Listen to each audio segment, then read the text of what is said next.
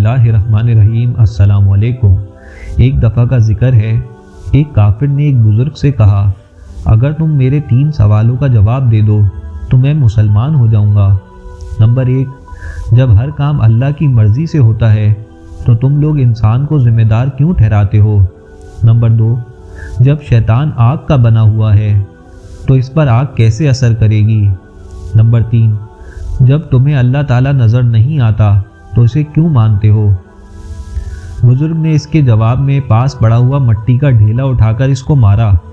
اس کو بہت غصہ آیا اور اس نے قاضی کی عدالت میں بزرگ کے خلاف مقدمہ دائر کر دیا۔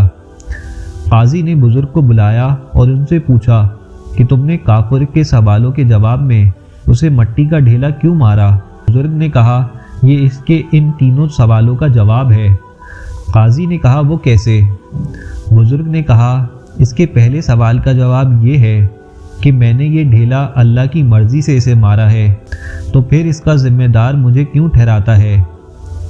اس کے دوسرے سوال کا جواب یہ ہے کہ انسان تو مٹی کا بنا ہے، پھر اس پر مٹی کے ڈھیلے نے کس طرح اثر کیا؟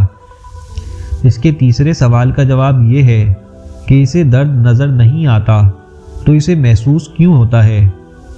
اپنے سوالوں کے جواب سن کر کافر فوراً مسلمان ہو گیا۔